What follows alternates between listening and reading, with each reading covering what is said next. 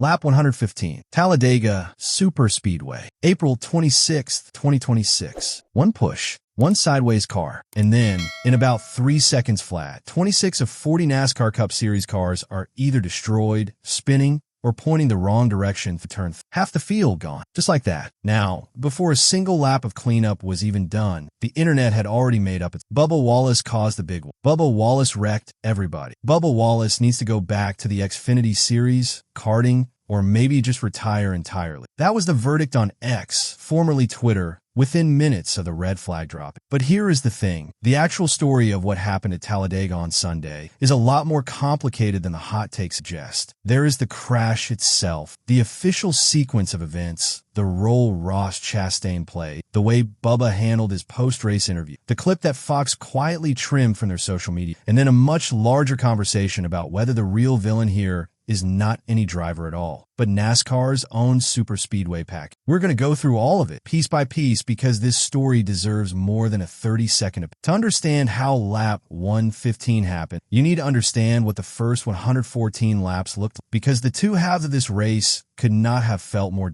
NASCAR made a significant structural change heading race. Stage 1 was extended to 98 laps, covering more than half the total race distance. The reasoning was straightforward. NASCAR wanted to reduce the fuel conservation strategies that have been turning super speedway races into glorified economy. Stretch the first stage long enough, and teams cannot simply save their way through. What actually happened was the opposite of exciting. The field ran cautiously, conservatively, and in relatively clean formation for 85 minutes. Ford dominated the early run. Brian Priest won the first stage. And the race, for most of its opening half, looked more like a controlled test session than a 200 miles per hour spectacle. Bubba Wallace was in the mix throughout, but his team made one of the more aggressive calls of the day in the final laps of stage. The number 23 short pitted with about 4 laps to go in the stage, taking 4 fresh tires and giving up any shot at stage. The trade-off was that when everyone else pitted at the stage break, Wallace only needed. He came out of the pits having passed 22 cars, suddenly sitting at the very front of the. It was a bold call. It worked, and it put him in exactly the position where everything would fall apart 10 laps into stage 2. Because the moment stage 2 started, the entire character of the race changed. The saving was done. The aggression came out immediately. Lanes tightened. Pushes got harder. Drivers who had been riding patiently for nearly 2 hours suddenly had nothing to lose and everything to gain. That is the exact dynamic that makes Talladega so dangerous. The field goes from patient to fully committed, and at nearly 200 miles per hour, with cars stacked inches apart, fully committed can become completely out of control in a fraction of a second. Here is the official sequence, as reported by NASCAR.com after this. Race leader Bubba Wallace received a strong bump from Ross Chastain at the end of the back straightaway. That shove sent Wallace's number 23 Toyota sideways toward the outside safer barrier directly in front of Cole. Custer had to react and came down the track in avoidance, but the 3-wide pack convened together, creating a smoke screen of carnage through turn. That is not a fan interpretation. That is the official description from NASCAR's own coverage. Now, does that mean Bubba Wallace is completely innocent? No, and that is why this conversation is not simple. One side of the replay shows Ross Chastain moving from the bottom lane to the middle lane and delivering a hit that was too hard.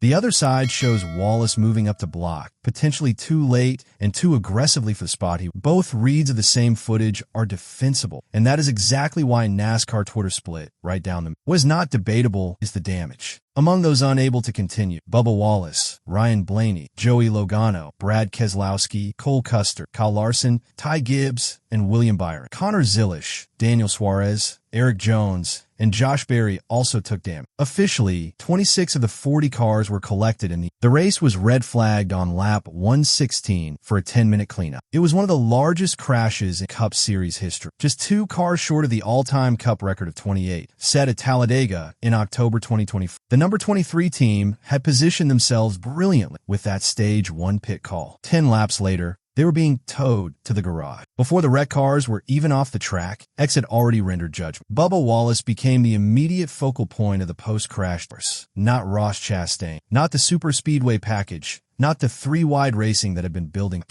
Bubba, specifically, personally. The post came fast. One user wrote, "Can't be bothered to apologize for all the cars he doesn't say he hopes everyone is okay. What an entitled self-righteous." Another asked why the official coverage described Wallace as merely involved in the wreck. In their view, he clearly caused it. Calls came in for him to be demoted to the Xfinity Series or back to kart. The idea that he was blocking both lanes spread quickly through replies, quote, but there was a counterwave too. Some users pushed back directly, pointing to the replay and Ross Chastain's shove as the actual origin of the crash. One post, written from a perspective of someone new to the sport, asked, "Can someone explain to a NASCAR noob why it's Bubba's fault? Wasn't he hit from behind? Is it because he swerved to block the driver that changed?" That question honestly cuts to the heart of why this incident is genuinely. There's also a second front of criticism forming on X, this one aimed at Fox Sports. Viewers were already frustrated. Complaints about the volume of commercial breaks during the broadcast have been spreading online throughout the race, with fans describing the coverage as a commercial marathon with a race occasionally interrupting. That frustration mattered because it meant viewers were already looking at Fox critically before the post-race interview even started. Here's where the story gets genuinely complicated because Bubba Wallace did not give one clean, consistent message after the crash. He gave two, and the gap between them is what fueled most of the ongoing criticism. On team radio, according to reporting after the race, his immediate reaction coming out of the car was directed at Chastain. "They wrecked us." That was the raw, in-the-moment response. Blame outward. Completely understandable from a competitive standpoint, but notable given what came next. Because when he got to the Fox pit lane interview with Jamie Little, the tone was entirely different. "Damn right," Wallace said. "Nothing to show for in the first stage. Obviously, just trying to figure out the strategy. Man, just hate it. Hate it for Xfinity. Hate it for our team. Don't want to have any DNF. We have two now. Just a bummer. But we have to figure out how to be pushed better. So I take responsibility on it. And we'll have a good debrief and figure out what we could do to make our Toyotas a little bit better being pushed and maybe not have that happen." In a longer post-care center version, Wallace expanded on the same theme. "Got wrecked there. Unfortunate. Our Xfinity Toyota Camry was a little unstable getting pushed, but manageable. Maybe that hard of a hit too much, and so unfortunately, we wiped out a bunch of cars. Got to debrief, figure out how to be better. Just kind of riding around, not doing much in the first stage, and nothing to show for it at Talladega. Unfortunate. This is a place we come to with a lot of confidence, and it is what it is. We will put this one behind us and go on to Texas and have some fun." He did take responsibility. Publicly, on camera, in front of the Fox audience. That is a fact. But the way he framed it, specifically the figure out how to be pushed better line, did not land well with a large portion. It sounded to many like he was redirecting blame toward the car, the package, the push mechanics. Anything but a clear, direct acknowledgement that the block failed and that failure wrecked half. The radio to TV shift only reinforced the impression that his message changed depending on who was. Now here is the part that turned Fox into a secondary.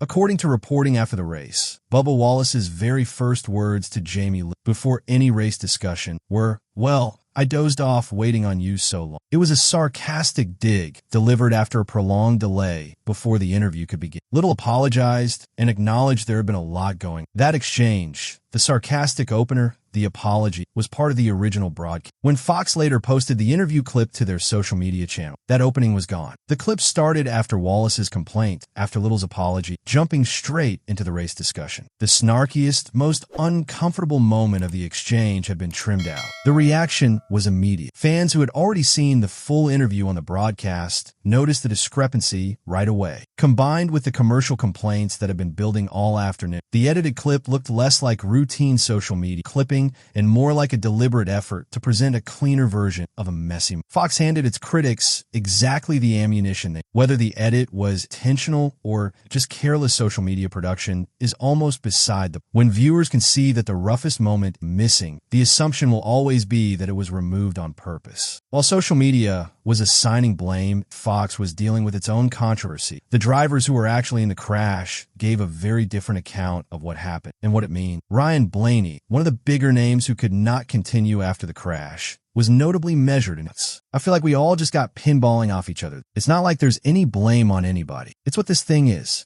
We see each other. We all just kind of get bumping and bang. And one guy eventually gets turned with the car, being as unstable as it definitely stinks to be out early. That is not a man pointing a finger at Bubba. That is a driver pointing at the environment, the package, the instability, the physics of Talladega 2026. Joey Logano was even more direct and arguably delivered the most important quote of the entire post-race. It's frustrating. What do you want? Save fuel or crash? Pick one. That's what it feels like right now. You got round bumpers on these. The cars are unstable, and once everyone starts pushing and racing aggressive, it's going to happen. So until we fix that stuff, we're going to continue seeing it. Unfortunately, that quote reframes the entire conversation. This is a three-time Cup Series champion saying the problem is structural, not individual. Kyle Larson, the defending champion who also got caught in the wreck, pointed to the jarring shift between the two stages. He noted the race had definitely more savings than anticipated in stage 1, and then the intensity in stage 2 was way more, with no clear middle ground available to drive. That is the same systemic complaint dressed in softer. The consensus from the garage was clear. Bubba Wallace may have been the trigger point, but the gun was loaded by NASCAR's Superspeedway package. The crash at Talladega was not just a weekend story. It immediately triggered a formal response from NASCAR. A working group representing Chevrolet, Ford, and Toyota has been called to meet with NASCAR about the Superspeedway rules package. NASCAR Vice President of Race Communications Mike Ford addressed it directly. I think we saw enough in the Talladega race, and there was enough feedback from the industry that said, let's take another look at this. So we're meeting with that group again to talk about this. The specific idea on the table comes from Denny Hamlin, who texted NASCAR CEO Steve O'Donnell after lobbying on his podcast for a spoiler reduction. The proposal, a 3-inch spoiler cut that would remove approximately 100 counts of drag and reduce downforce simultaneously. Hamlin has argued that the next-gen car carries hundreds of additional drag counts compared to the previous Gen 6 car, and that reducing drag is essential to making these cars raceable at superspeed. The trade-off is not trivial. Ford acknowledged that a drag reduction of that magnitude would push speeds into the 210 miles per hour range, which raises immediate safety concern. That's where we get a little bit nervous because there's a reason we had plates on these things in the first place, Ford said, and that is strictly a safety situation. For longer-term changes, NASCAR has planned a 2027 preseason test at Daytona International Speedway in January. The challenge with mid-season adjustments is logistics. Replicating superspeedway pack racing requires a minimum of 15 cars,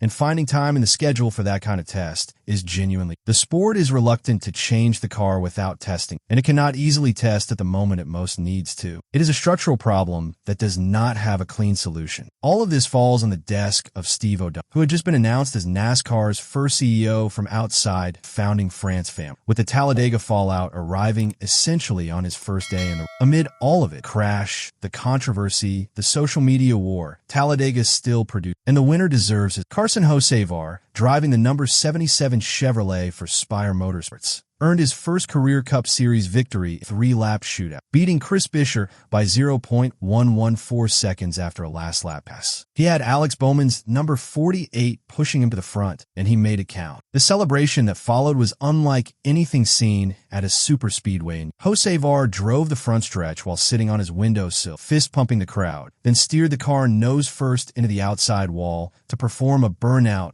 before climbing onto the... I've had this thought up for a while, Hocevar said. I've messed it up every which way to not be able to... I was going to figure out how to do it. He was not involved in the lap 115 crash. His win was clean. And in a week where NASCAR badly needed something to point to as evidence the sport is moving in the right direction, Hocevar delivered exactly. The question of whether his win was tainted by the crash that took out half his competition misses the point. He was not in that crash. He survived the chaos, and he executed when it... So where does all of this actually land? Bubba Wallace was at the center of the big one, Talladega. He was leading the field. He made the move. His car went sideways. 26 cars were collected. Those are the facts, and he cannot be separated. But the fuller picture, the one the drivers in that garage actually described, is considerably more complex. Ross Chastain's push started the sequence. Wallace's Toyota was, by his own and his team's admission, unstable under that kind of pressure. The field was 3 and 4 wide in conditions that the next-gen car is simply not built to handle. And the stage structure NASCAR put in place to prevent fuel saving instead created a race that went from total passivity to maximum aggression in the span of 10 laps, with predictable results. Joey Logano said it as plainly as anyone could. What do you want? Save fuel or crash? Pick one. The internet wanted a villain. The garage identified a system failure. NASCAR is now in emergency meetings trying to figure out what to do with a super speedway package that is producing races nobody, drivers, teams, or fans, seems particularly happy. And Bubba Wallace is heading to Texas Motor Speedway, carrying 2 DNFs in 5 races. A reputation that makes him a lightning rod regardless of context, and a team radio quote that contradicts his TV interview. None of that is clean. None of it fits into a single sentence verdict. Talladega never does.